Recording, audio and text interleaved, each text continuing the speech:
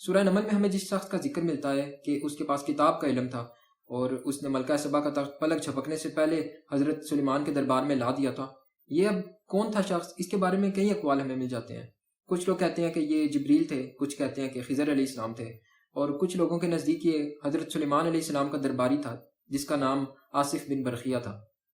لیکن یہ تمام اقوال صرف اسرائیلیات پر بیس کرتے ہیں، اور اسرائیلیات اتنی اوتھینٹک نہیں ہوتی، اتنے بھروسے کے لائق نہیں ہوتی کہ ان کی بنا پر ہم کوئی فائنل فیصلہ کر سکیں کہ واقعی جس شخص کو کتاب کا علم دیا گیا تھا وہ انہی میں سے کوئی ایک شخص تھا۔ لیکن اگر ہم اس واقعے کے الفاظ کے اوپر مائکروسکوپک فوکس کریں اور اس واقعے کو سورۃ نمل کے کانٹیکسٹ میں پلیس کر کے دیکھیں تو یہ چیز خود ہی کلیئر ہو جاتی ہے قرآن پاک کے الفاظ سے کہ یہ کس بندے کی اللہ تعالیٰ نے بات کی ہے۔ اور قرآن کے الفاظ اس چیز کا ساتھ دیتے ہیں کہ یہ اصل میں حضرت سلیمان علیہ السلام خود تھے جو ملکہ سبا کا تخت عفریت جن سے بھی پہلے لا کر دکھا دیتے ہیں سب کو۔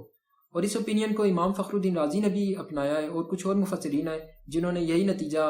نکالا ہے کہ قرآن پاک کے جو اپنے الفاظ ہیں، جو اس واقعے کی ورڈنگ ہے، وہ اسی چیز کا ساتھ دیتی ہے، وہ یہی چیز ظاہر کرتی ہے کہ یہ حضرت سلیمان علیہ السلام نے ہی یہ معجزہ کر کے دکھایا ہے، نہ کہ کسی اور شخص نے۔ کیونکہ جیسے ہی اس واقعے کو ہم سورۃ نمل کے اندر پلیس کرتے ہیں تو ہمیں معلوم ہوتا ہے کہ اس واقعے سے پہلے چند اور واقعات کا اللہ نے ذکر کیا ہے، اور اس سے پہلے اللہ نے ایک مقدمہ بھی بیان کیا ہے حضرت سلیمان علیہ السلام کے واقعات کا، اور اس مقدمے کو پڑھ لیں تو وہیں سے کلیئر ہو جاتا ہے کہ ابھی کس شخص کے علم کی بات ہونے والی ہے۔ کیونکہ اس مقدمے میں اللہ تعالیٰ نے بتایا ہے کہ وَلَقَدْ آتَيْنَا دَاوُودَ وَسُلَيْمَانَ عِلْمًا، کہ ہم نے داؤد اور سلیمان علیہ السلام کو علم عطا کیا تھا۔ اب یہ علم کون سا تھا؟ یہ ہم جیسے ہی اگلے واقعات جو اس مقدمے کے بعد اللہ تعالیٰ بیان کرتے ہیں ان کو پڑھیں تو اس علم کی مختلف ڈائمینشنز ہمارے سامنے آتی ہیں کہ اللہ نے کون سا علم حضرت سلیمان علیہ السلام کو دیا تھا۔ پہلے واقعے کو پڑھیں تو اس میں اللہ تعالیٰ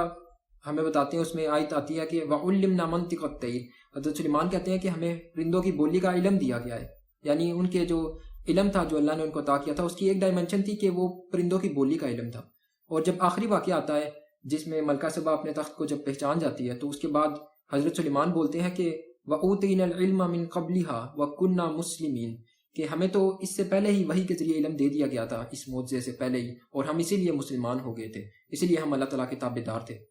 اب یہاں پہ جو علم ہے اس سے مراد وحی کا علم ہے، اور یہ اسی علم کی دوبارہ اللہ تعالیٰ نے ایک نئی ڈائمنشن کے ساتھ تشریح کی ہے۔ یعنی اگر کانٹیکسٹ کے لحاظ سے دیکھیں تو اگر مقدمے میں حضرت سلیمان کا علم ہے، پہلے واقعے میں حضرت سلیمان کا علم ہے، آخری واقعے میں حضرت سلیمان کا علم ہے، تو پھر یہ بات بڑی عجیب ہو جائے گی کہ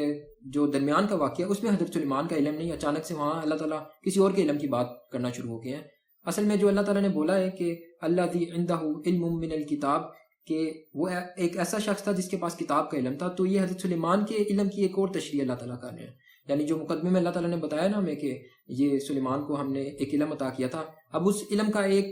اس کا ایک پہلو یہ بھی ہے کہ وہ کتاب کا علم تھا اصل میں۔ اور جب ایک نبی دنیا میں موجود ہو تو یہی چیز سب سے زیادہ سینس بناتی ہے کہ نبی کے پاس ہی سب سے زیادہ کتاب کا علم ہوتا ہے، کیونکہ نبی کو بھیجتے ہی اللہ تعالیٰ اس لیے ہے کہ وہ کتاب کا علم دوسروں کو سمجھائے، اور وہ کتاب کا خود سب سے بڑا معلم ہوتا ہے، اس لیے یہ ٹائٹل سب سے زیادہ حضرت سلیمان کو ہی سوٹ کرتا ہے۔ یہ جو اس میں موصول اللہ تعالیٰ کبھی کبھی کسی کے نام کی جگہ استعمال کرتے ہیں تو یہ قرآن کا بڑا مشہور اسلوب ہے، اور قرآن میں کئی جگہ آتا ہے کہ جب کسی کی کوئی صفت ہائی لائٹ کرنی ہوتی ہے تو اللہ تعالیٰ اس کا نام لینے کے بجائے کہتے ہیں کہ اس کے پاس فلاں چیز تھی، یعنی جو اس کی اللہ تعالیٰ نے جو اس کو طاقت دی ہوتی ہے، جو اس کے اوپر نعمت ہوئی ہوتی ہے، یا اس کے ساتھ کوئی جو مشہور قصہ منسوب ہوتا ہے، اس کی بنا پر اس کو اس میں موصول سے بلایا جاتا ہے۔ یہ قرآن میں اس طرح کا اسلوب ہم بہت سی جگہوں پر دیکھ سکتے ہیں، اور یہاں پہ یہ سٹائل قرآن پاک کا یہ ہمیں بتا رہا ہے کہ حضرت سلیمان کو اللہ تعالیٰ نے علم عطا کیا ہوا تھا کتاب کا۔ یعنی جو کانٹیکسٹ ہے وہ بڑا کلیئر ہے اس بات پر کہ حضرت سلیمان کے علم کی بات ہر جگہ ہو رہی ہے، تو اس واقعے میں بھی حضرت سلیمان کے علم کی بات ہو رہی ہوگی۔ اور جہاں تک اس واقعے کے الفاظ کا تعلق ہے تو ان کو بھی دیکھیں تو جب وہ شخص تخت لے آتا ہے حضرت سلیمان کے دربار میں تو حضرت سلیمان اس کے اوپر کمنٹس دیتے ہیں کہ ھذا من فضل ربی، کہ یہ میرے رب کا فضل ہے، لیبلونی، کہ وہ مجھے آزمائے کہ میں شکر کرتا ہوں یا میں اس کی ناشکری کرتا ہوں۔ اب اگر ہم یہ سمجھیں کہ یہ واقعہ ایک شخص نے کیا ہے تو اس کے اوپر حضرت سلیمان پھر یہ کیوں کہہ رہے ہیں کہ یہ میرے رب کا فضل ہے، تاکہ میرا رب اس سے مجھے آزمائے کہ میں شکر ادا کرتا ہوں یا میں ناشکری کرتا ہوں۔ اب جب اللہ تعالیٰ کسی ایک شخص کو نعمت دیتے ہیں، کوئی طاقت دیتے ہیں، تو وہ اسی شخص کا ٹیسٹ ہوتا ہے کہ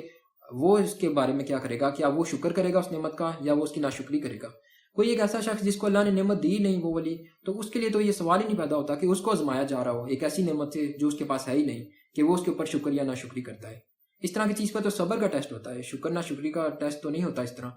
یہ ٹیسٹ تبھی ویلڈ ہوگا کہ جب اللہ تعالیٰ نے حضرت سلیمان کو ہی وہ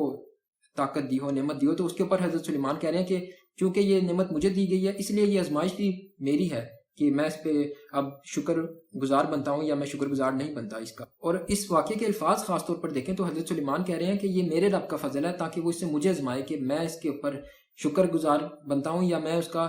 ناشکری کرتا ہوں اس کی۔ اب یہ میں کی تکرار یہاں اتنی دفعہ ہے کہ یہ حضرت سلیمان کے نہایت ایکسکلوزیو الفاظ ہیں اور وہ اس میں کسی ایک بندے کو بھی شریک نہیں کرے۔ یعنی اگر آصف بن برقیہ نے یہ کرامت کی ہے تو کم از کم حضرت سلیمان اس کے لیے یہ بھی کہہ دیں کہ یہ ہم دونوں کا جو ٹیسٹ ہے، تاکہ ہم دونوں کا رب ہم دونوں کو آزمائے، یہ ہم دونوں کے رب کا فضل ہے۔ وہ تو ذرا بھی اس بیچارے کو ایکنالج بھی نہیں کر رہے کہ آصف بن برقیہ کوئی ایگزسٹ بھی کرتا ہے اس نام کا بندہ، یا وہ یہ بھی نہیں کہہ رہے کہ یہ ہم سب کا جو جتنے بھی درباری یہاں موجود ہیں جن اور انس میں سے ہم سب کا ٹیسٹ ہے اور ہم سب کو اللہ تعالیٰ آزما رہا ہے۔ کیونکہ اگر ایک بندے کو دی ہوئی نعمت سے کسی دوسرے کا ٹیسٹ ہو سکتا ہے تو پھر سب کا ہی ٹیسٹ ہو رہا ہے، حضرت سلیمان اکیلے کا ٹیسٹ تھوڑی ہے وہاں پر۔ یعنی یہ الفاظ بڑے کلیئر ہیں اس معاملے میں کہ جو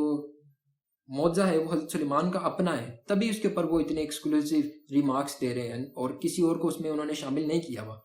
اور اس طرح کی بات حضرت سلیمان نے پہلی دفعہ اس صورت میں نہیں کی ہے۔ اگر اس سے پچھلا واقعہ صرف ہم پڑھ لیں جس میں وہ چونٹی کی بات سنتے ہیں اور پھر وہ مسکراتے ہیں اور وہ اللہ تعالیٰ سے کہتے ہیں کہ ربی اوزعنی ان اشکر نعمتک التی انعمت علی،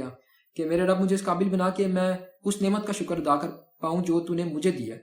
یعنی حضرت سلیمان نے اب وہاں تو چونٹی کی بات خود سنی ہے نا، یہ معجزہ ان کا اپنا تھا، تبھی اس کے اوپر انہوں نے شکر کے الفاظ، شکریہ کے الفاظ ادا کیے ہیں۔ اب یہاں پہ بھی اسی طرح دیکھا جائے تو یہ معجزہ جو ہے حضرت سلیمان کا اپنا تھا کہ انہوں نے اس طرح سے ملکہ سبا کا تخت لا کے دیا ہے، نہ کہ کسی اور کا، تبھی اس کے اوپر وہ صرف اپنے لیے کہہ رہے ہیں کہ یہ صرف میرا ٹیسٹ ہے اور یہ میرے ہی رب کا فضل ہے جو اس کے ذریعے مجھے آزما رہا ہے۔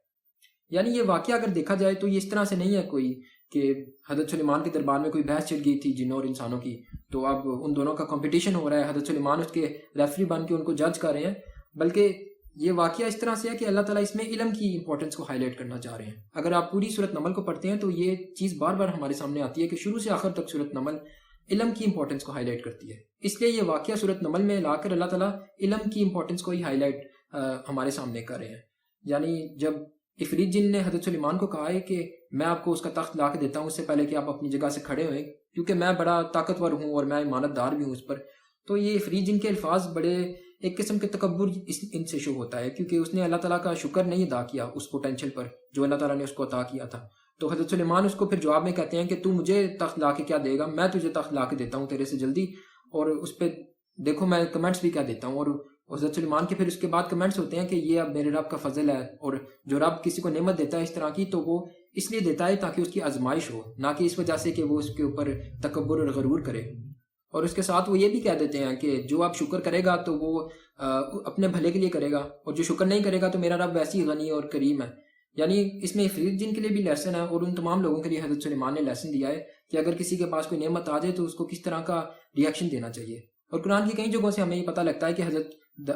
سلیمان علیہ السلام اللہ کے کتنے شکر گزار بندے تھے، وہ ہر چیز پر اللہ کا شکر ادا کرتے تھے۔ یعنی اس واقعے میں علم کا مقابلہ طاقت کے ساتھ کیا گیا ہے۔ اللہ نے بتایا ہے کہ جو طاقت والا شخص ہوتا ہے وہ کس طرح کے الفاظ کہتا ہے کسی چیز کے اوپر جب وہ قادر ہو، اور ایک علم والا شخص کس طرح کی بات کرتا ہے جب اللہ تعالیٰ اس کو کسی چیز کے اوپر قادر بناتے ہیں۔ اور حضرت سلیمان کے لیے اس طرح کی چیز کرنا ویسے ہی کوئی مشکل کام نہیں ہونا چاہیے، کیونکہ ان کے پاس جہاں اتنے بڑے بڑے معجزے ہیں، ان کے پاس ہواؤں پر کنٹرول ہے، ان کے پاس جنات کا کنٹرول ہے، تو ان کے لیے کون سی یہ مشکل چیز ہوگی کہ وہ تخت کو پلک چپکنے سے پہلے کہیں لا کر دکھا سکیں۔ اس لیے یہ معجزہ بھی حضرت سلیمان کو ہی سوٹ کرتا ہے سب سے زیادہ۔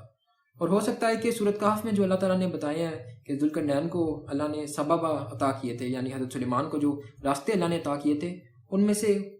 انہی راستوں کو استعمال کرتے ہوئے اب حضرت سلیمان نے یہ تخت اتنی جلدی اپنے پاس بلا لیا ہو۔ یعنی حضرت سلیمان کے بارے میں اگر ہم کہیں کہ یہی وہ شخص ہیں جن کو اللہ تعالیٰ نے کتاب کے علم والا بولا ہے اور انہوں نے یہ معجزہ بھی کر کے دکھایا، تو سب سے زیادہ سوٹ یہ چیز حضرت سلیمان کو خود کرتی ہے، نہ کہ کسی اور شخص کو۔